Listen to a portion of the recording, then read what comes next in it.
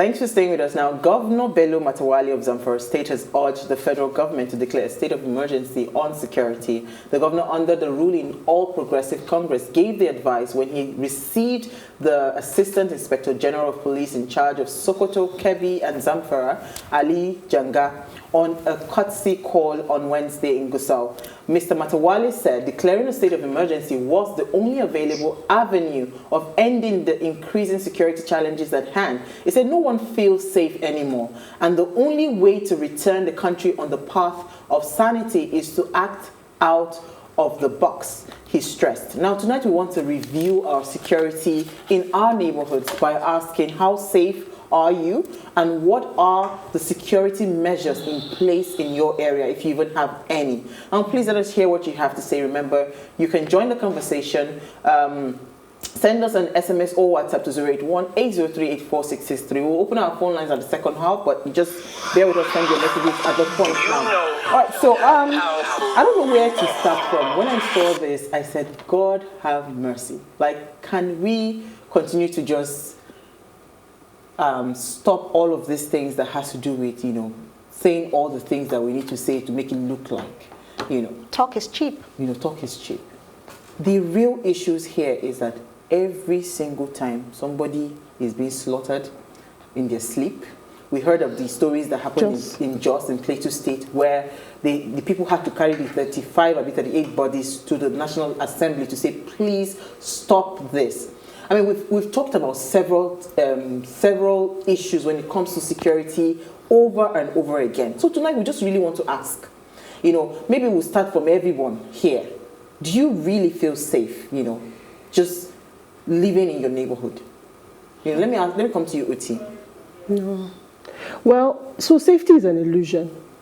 That's what I call it, because you have people who feel they have personal security. All these, what's the thing that's banned now on the roads? The motorcade or whatever. Escorts, thank you.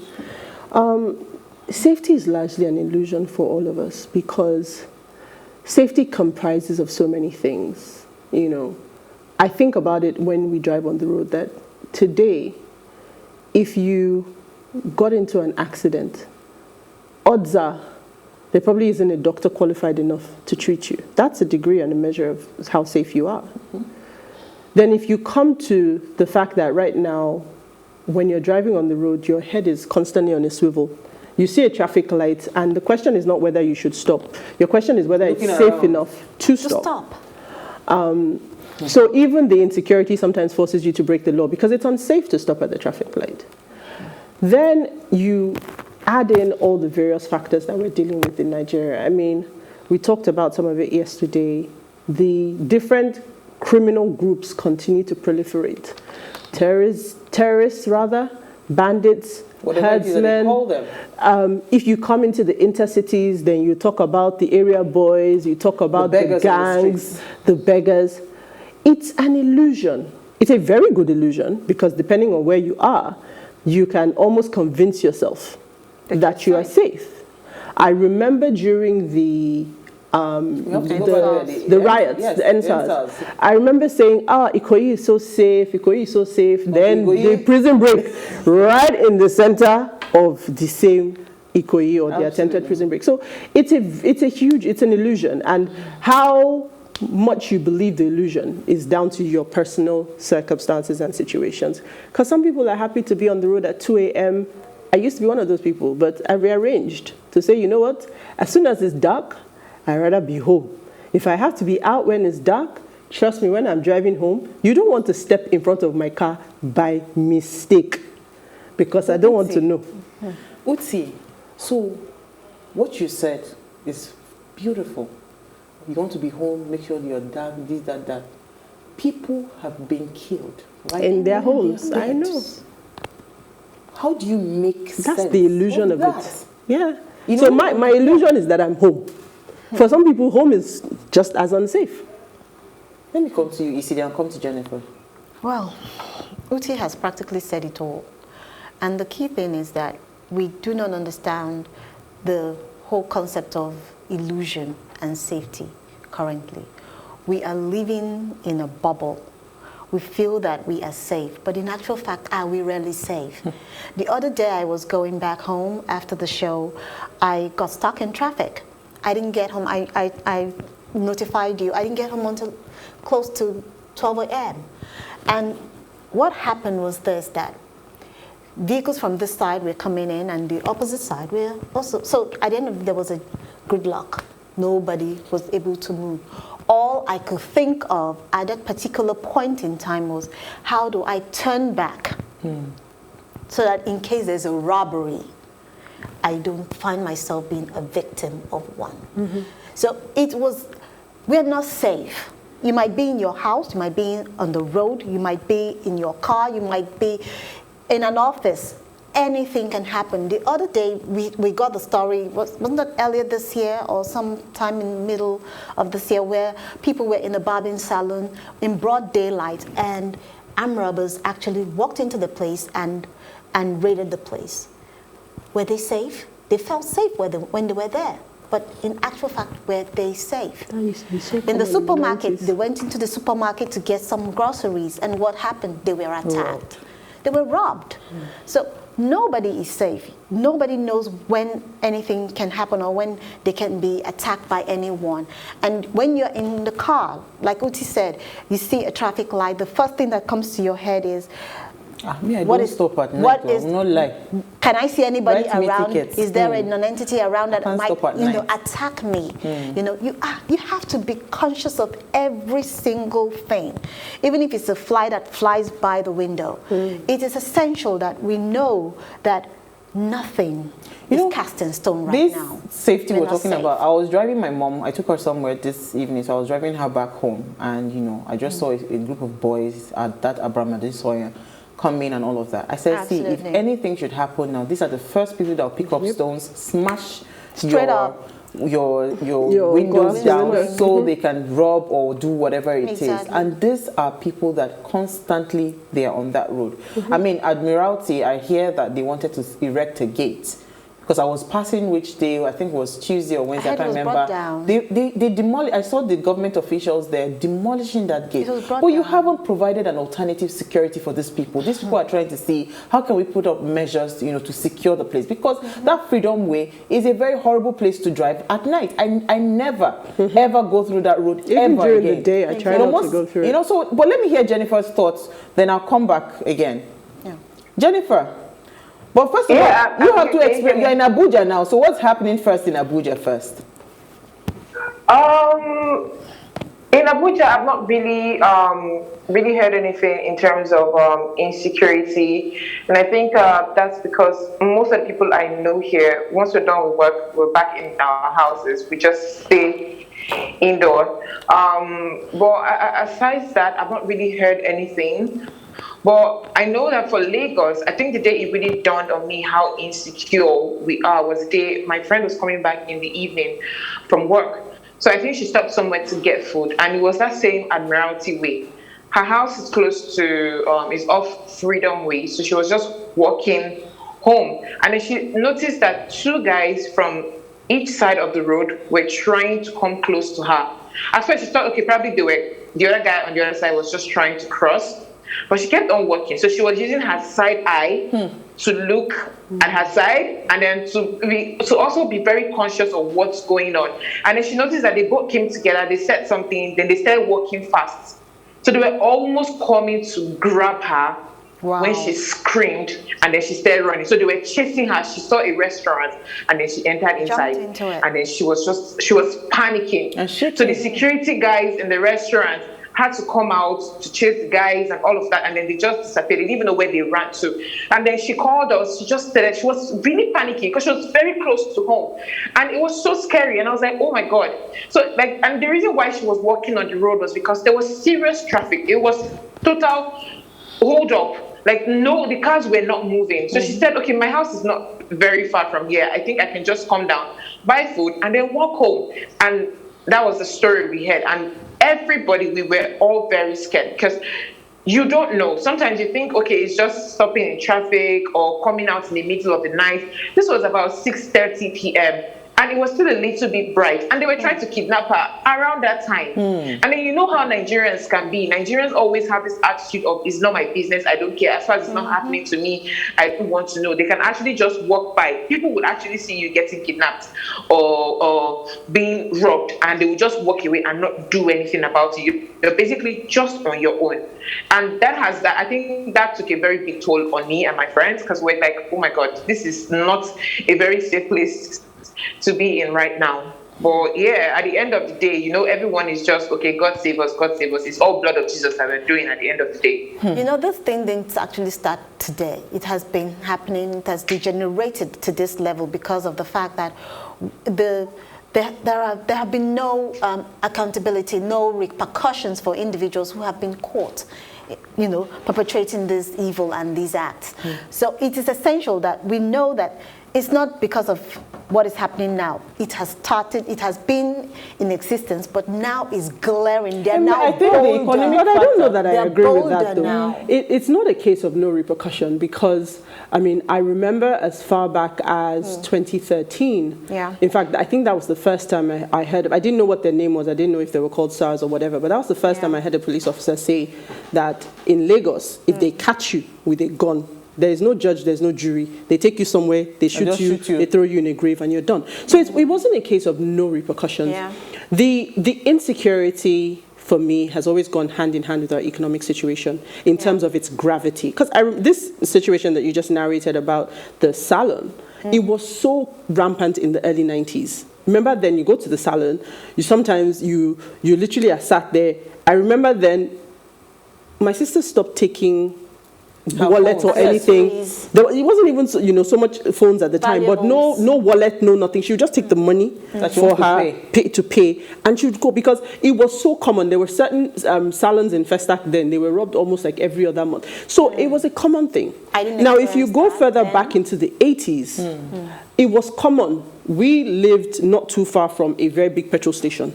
That was the burning joint. Yeah. The minute you shout "Ole," tire has come out, petrol, fiam. So there is jungle justice. Yes. But currently, do you think we have something like that currently? We do. We still have it. You just don't see it in your neighborhood, but it does still happen. So the fact is, this thing has always been with us. Armed robbery has always been with us. It's just in different degrees. I mean, back in the 80s, it was cutlass they used to smash your window. These days, I find that most robberies in traffic are crimes of opportunity. If they see the opportunity, particularly when you're distracted, maybe your phone is on display, they can quickly smash and grab, they will do it. So we keep seeing, there was a time, if you take the tail end of the, maybe say 2008, 2009, when everything was booming, crude prices were high, everybody was returning to Nigeria, there was safety. I remember then I would leave my house at 11:45 just to go and watch a movie. Movies then at Silverberry there was a midnight movie. We had a relative level of safety. So we go through these ebbs and flows, of actually having crime and safety. But if you look at our figures today, how many people are unemployed? How many people don't have money, can't eat? The exchange rate, all of these things contribute to the fact that hungry people, you know how many people sent me messages last week, even into this week, of I need money, I need money. In my head, I'm now saying, who will I send message to that I need money? Do you understand? Because everybody just see you and they assume that you have money. And they feel, and this is the mindset of criminals. They just see you driving a fancy car and everything should be fine. Even I was going to add to that robbery. There was a time that it was very constant. They used to rob, fuel stations, gas stations, because they were always liquid. They had money all the time. That's when they started closing earlier. They started closing earlier and all of that. I remember even when there was a time my mom's restaurant, an armed robber came, I wanted to steal money, but me, I was too smart for the guy, But I'm just saying that these things have been there. But these were one-offs. It's not now like every other night people are complaining. There's a particular spot in Alakpere. one area in Alakpere. It's a constant case. There was a time that every time you're coming down 3rd Mainland Bridge, you must be robbed on that Alakpere junction. And there was a police station right beside it. So when they are done robbing, you go to report, police will just, and all of that. They tell you that it's not their jurisdiction, it's a Sharia and all of those drama. Wait, let me even finish. Even at that point, there's also housing estates there that it's almost a constant. They go to rob them. So the point I'm trying to ask is security, that we're having, the insecurity that we're having today, the challenges that we're having with our security structure today. How is the police, how are they aiding? Because it doesn't seem like they are even, there's even any level of willingness to fight it off, because it's not even happening. I was on the Lekki-Ekpe Expressway just last week. Even I did the video, I just did not post it. Okay. This same thing that the protest happened about SARS, and it was still happening. I called you that night now, where they came, hijacked one boy, they were going like criminals. Now you cannot differentiate between a policeman and a criminal, because the actions, the way they act is almost similar. So where is the security in the neighborhood if the people that are supposed to be the ones, securing you are acting like this? And invading your privacy at night? So look, the police, I have to give it up to the police. They do their job when they can. But we have a problem with the police. And what is the problem? We do not feel safe with them around us sometimes because of the attitude that they have exhibited, or some of the bad eggs in the police sector have exhibited. Where we see individuals say that they have been robbed by policemen themselves. So those that are supposed to protect you are the ones now robbing you. And who do you now run to? We have the case of individual, I think you told that story way back, where an individual said that the phone was missing, and they took they were able to track the guy down. And the police say, I can't cross this place, but I can't cross that place. That's the one-off story, because you have. I think that is why there's a rise. So, but let me come to Jennifer, because they said that she's been quiet for a bit. Jennifer. Okay. So, I agree with what everyone said, especially what Uti said, that is the economic status currently in the country. The truth is, you have people who haven't gone to schools and they're trying to make ends meet. Then you also have those people who have actually graduated. You have your BSc, you have your master's, and you're also still struggling with even the people who haven't gone to school. You're struggling to get a job. You're struggling to make ends meet. You're trying to, even if it's to get a menial job, it is very difficult. I know that sometimes people can say, oh, you can actually just do something. Don't be lazy. Go out, go and do something. But it's actually not that easy. It's not easy. It's either you go out, they give you a job that is paying you peanuts. By the time you enter the Lagos traffic and you get home, at the end of the month, you don't really have any savings left. You have nothing for upkeep. You're practically just struggling to live. And I know that is not an excuse, but the truth is that the economic standard needs to increase. It needs to get better.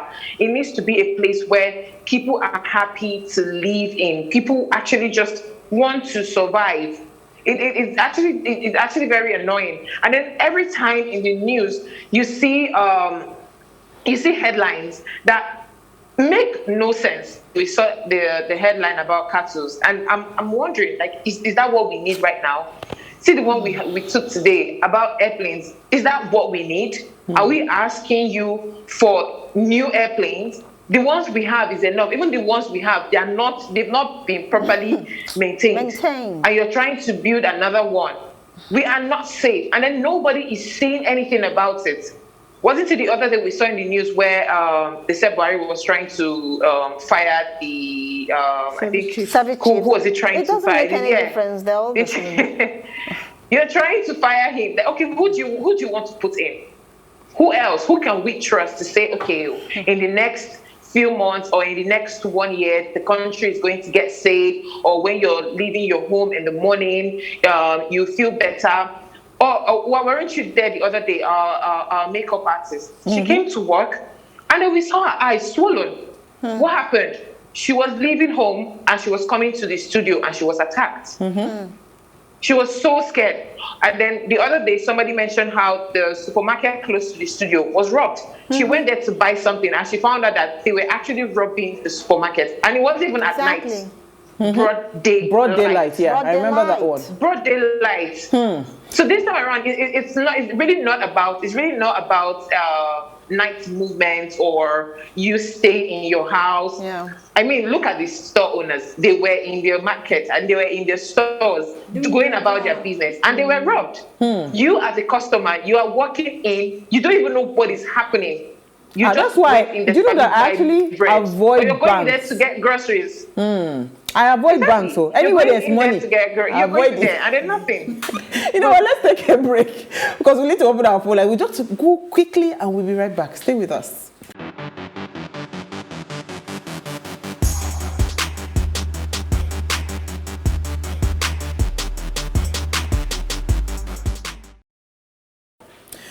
Now, if you just tuned in, it's our ladies' night out, and we're asking, how safe are we, and what's your neighborhood looking like? Now, this is the time for you to tell us what is exactly happening in your neighborhood, because we really want to hear. You know, please, let's hear what you have to say. Remember, you can join the conversation. Send us an SMS or WhatsApp to 081-803-84663. Our phone line is now open. You can call us on 07025007749. Please, when you call, turn off the volume of your TV. When you keep hearing yourself, it delays. Please turn off the volume of your television set. It's 07025007749. All right, Uti, you were going to say something before we went on a break. I was going to say that we're on a precipice of, see this insecurity issue. You know, I keep thinking about it, and, you know, for as long as I can remember, at one point, all the security guards, like you mentioned yesterday, were Northerners. That's what I grew up with as a child, or Northerners. Before we had all this, you know, this concept of security guards, uniform security, is a relatively new concept. We had that. I remember when Lekki just started to develop, security here was all OPC. Every neighborhood pays for OPC. So we've never had a point in time where we haven't, as individuals, had to take some measure of security to protect ourselves. Now that measure is having to grow. We've come into the point now where we're talking about living in gated estates. We've talking about security guards. You know, there's so many things that the average Nigerian has to contemplate. I remember I used to think that One Chance was a movie. I thought that it was over, that didn't used to happen anymore. Until I went back to working in a contact center where I was working with a large volume of young people who leave home and take public transport first thing in the morning. And I was shocked that almost on a monthly basis, one person would have a robbery incident where I've had people being slapped at bus stops, bag being collected. There was actually a girl who, her husband had literally just walked her from the house to the bus stop. As she said bye to her husband and turned around, the guy standing behind her literally just poked her in the back so she could feel the tip of the knife.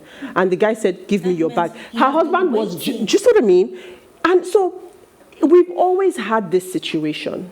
Now, when Jennifer talked about the government, me personally, it's either the government has given up or there is a benefit. Because it's not a direct benefit, because you can't say that every single person that is committing crime right now, the government is benefiting. But there must be something, because this is a national outcry. Nobody is exempt anymore.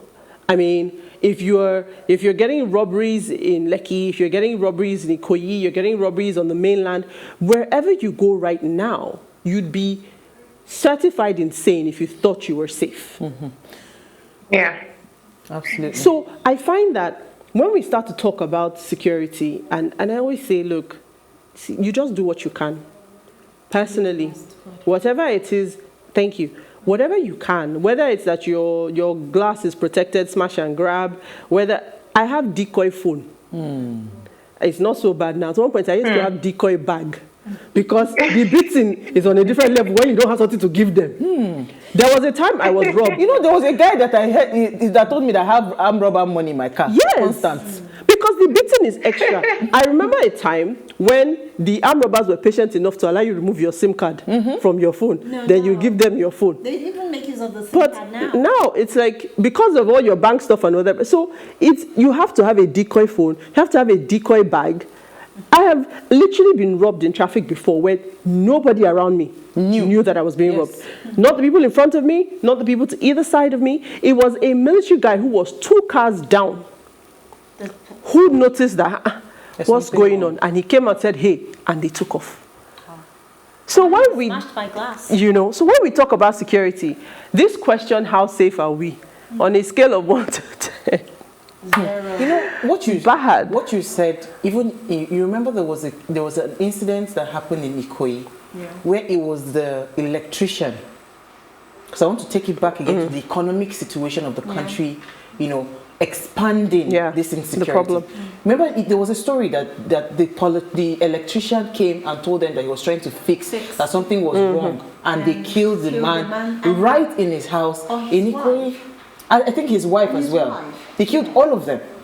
So this security situation that we're talking about, even when you have trusted people that have worked with you, artisans, You can never have to be too double check careful. again, because you do not know what they're going through, and maybe they just looked at it that this person, I think I can get something from it. That's why you hear the cases of drivers murdering their bosses has increased. The cases of house helps trying to poison, because we saw. You see videos everywhere.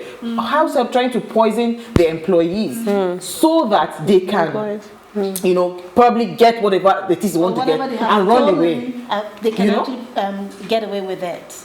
So we are really not safe, and it's sad that, like you rightly said, it's a national outcry, and it seems like nothing is being done. We're just, everybody's left in the hands of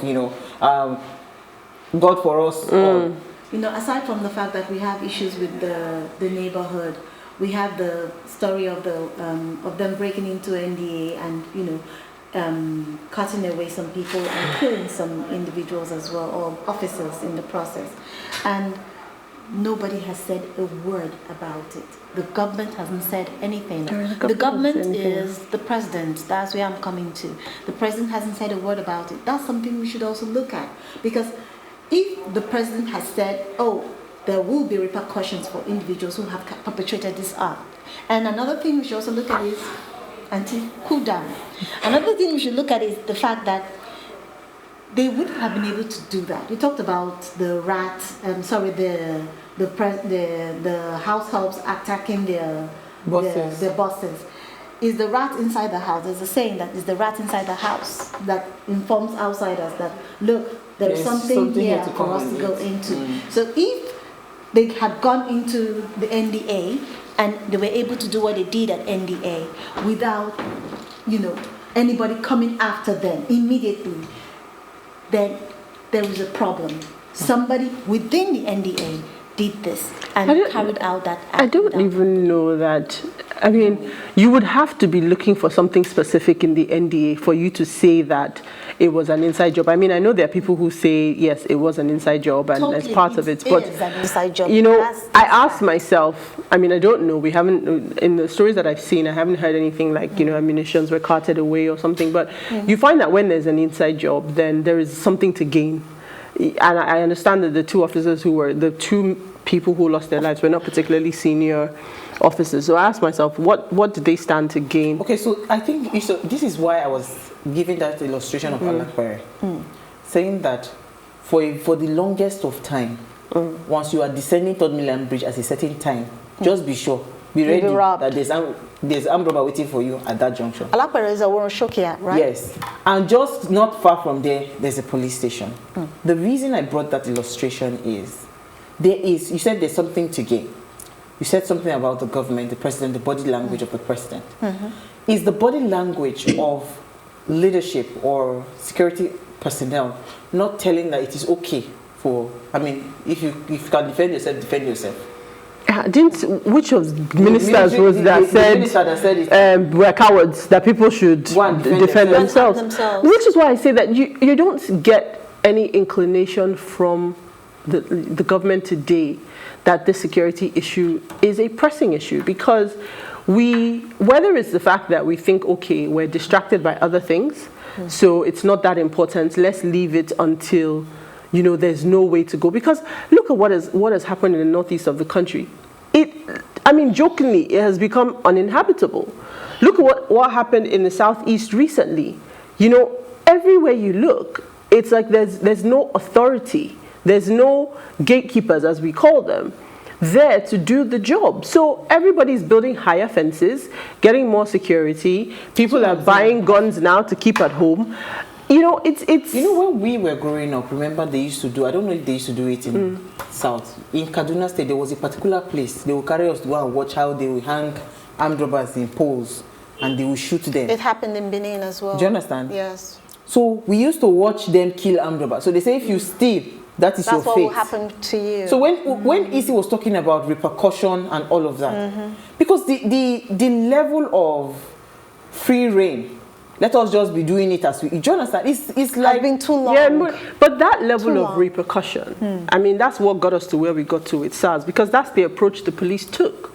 Like I said, the idea was that if I catch you with a weapon, there's no judge, there's no jury, let's not waste time, just die. But at the end of the day, it was meant to be a deterrent. Yes, but now so ended up abusing that power and authority that was given to them. But here's my question. So who is safe? No, but here's my question. At the end of the day. If SARS had continued, so say they had not veered off to become the monster they became. They're humans. If they continue to do that, would it have still made it acceptable? You know what? Let's take a call. We'll answer that question. Mohammed from Bauchi State, I believe. Thank you for calling us. Thank you. Good evening. Thank you. Thank you. Let's hear what you have to say. Yes, I just want to make 2 corrections. Okay, go ahead. Concerning the second lady that spoke earlier on whether the president has spoken about insecurity in Bauchi. He did make a statement concerning the NDA intrusion by the unknown government. He did speak. And again, the other lady, the last that spoke, concerning security in the Northeast. As you can see, I'm calling from Bauchi. And Bauchi is in the Northeast. But the Northeast has never been more safer today compared to 2014. Because you can see last Salah we celebrated Doba in Maiduguri.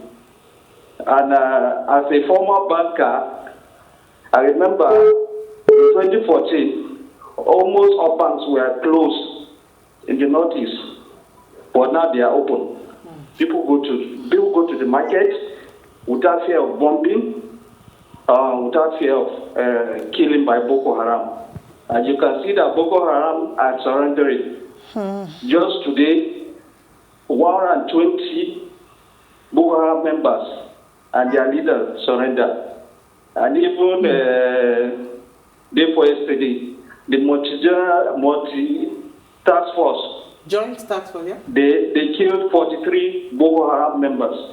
So we should try to appreciate what this government is doing. And again, by Monday, is it Monday or Tuesday, the president will be launching the 6th Super Tucano aircraft that will be used to fight this insurgency.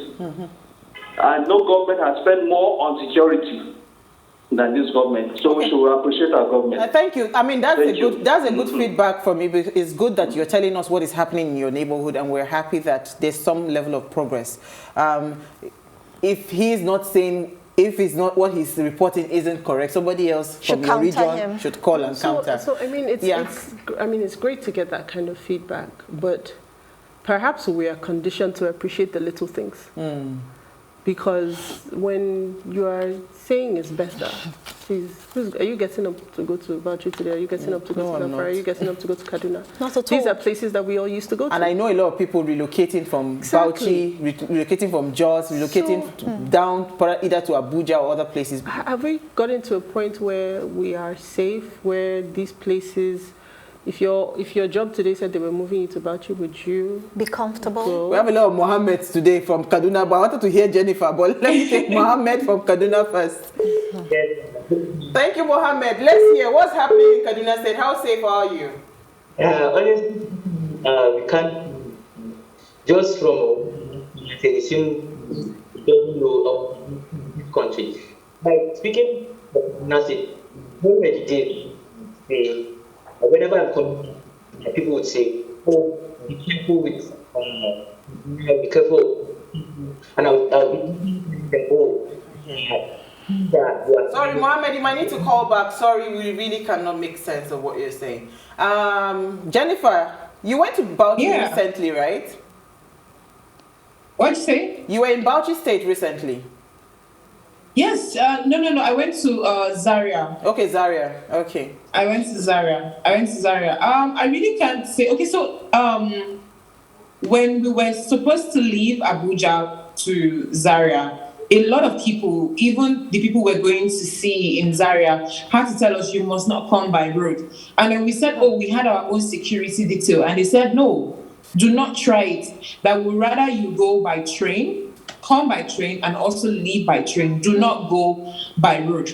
But some of my colleagues came by road, but I went with my clients by train. Then when we were coming back to Abuja, I also used train, and then some people went by road. And I think one of the security cars broke down. Immediately it broke down. Everybody started panicking. I got calls and I was asking what's going on, because our dispatch from the company had told us, okay, something like this had happened, that they don't know what they will do. Other people just parked their car, they entered the car and they left them, because nobody wanted to be on that road at the time. And funny enough, I met another client of mine who came to the office and we were discussing about my trip to Zaria. And then he mentioned how he has one of his colleagues that goes to Kaduna almost, I think, every week. And then there was a time he traveled, I think it was even recently also, like a month or two ago. And then he said that he passed some places, some towns where you would actually see burnt cars, burnt houses, people were just being killed. And I was like, oh my God, like this is actually very, very, very scary. Okay. And I'm so Jennifer, glad that I went by train. I don't think I want to go by road. Let me quickly just take OK from Lagos, I think. Thank you for calling. Yeah, good evening. Thank you for calling. Let's hear what you have to say.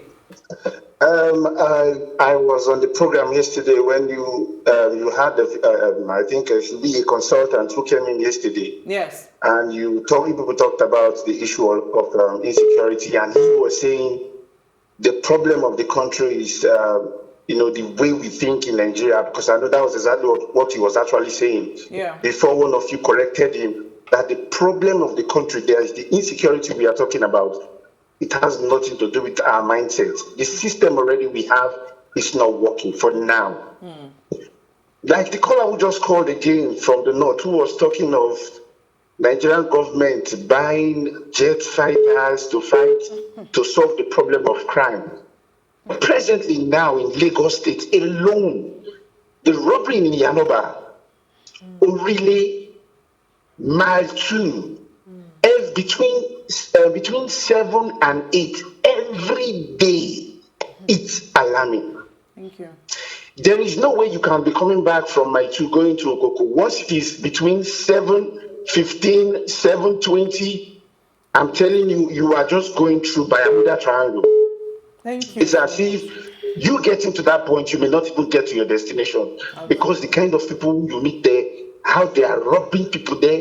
In fact, it is only God that will help this country. Thank you, okay. I mean, this is the kind of, we need to hear what is happening in your neighborhood, because sometimes it seems when we're talking, it seems like we're just trying to attack. Nobody's trying to attack the government. If they have a clear picture of what people on the streets are going through, maybe you will now rethink some of these security votes and monies that you say you're spending, because that was what that first caller was talking about, Mohammed, that this is the first government that has spent so much money on security. With what outcome? What is the output? What is the result? You know? And yet people are not safe, even if the government has spent so much. Peter from Benin. Sorry, you know when we open. Sorry. Hello, good evening. Thank you. Quickly, let's hear what you have to say. Okay, wonderful program. Where do we go from here? Latin takeover. Well, tell us first of all, how is Benin? How safe is Benin? You cannot even travel Benin with you on my road now. It's bad. It's bad. So these are the issues. If the president wants to solve this problem, let him lead by example. Let him take his official car with his security and drive that Abuja Kaduna road for like 1 week. Let the people see that the president is empathetic about their plight. And let's see the bandits or the person that has 7 heads and wants to attack the president of a mighty country like this. Then let's start to question the security vote that these governors they have everywhere. You see, I'm an analyst. From what is on ground there, I don't see us solving this problem in the next 50 years. We just be praying to God, Holy Spirit, which will definitely not come down, but we have to take our destiny in our own hands. I've seen the SAP riot, I've seen the June 12 riot, I've seen the SARS riot, but one day, maybe this country will change. Let's just keep on just praying that the country change. There's nothing we can do. Every evening we'll be coming on television, we'll speak good English, nothing will happen. Thank you so much, Peter. This program to 1 hour, 30 minutes, please. 1 hour 30, you have come again. Quickly, let's take some comments. It's sad. We've run out of time. Okay, so we have Ade. What's it called?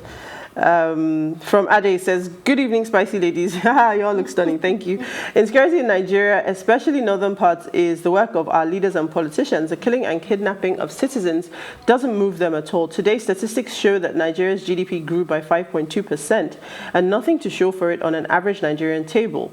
This is political statistics, the result in a country fighting insecurity and unemployment in the land. We need to introduce late J.J. Rawlings' action as performed in Ghana on our self-centered and greedy politicians.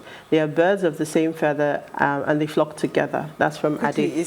Okay, there's no name here, and it says, in Nigeria today, nowhere is safe except where God wants you to be.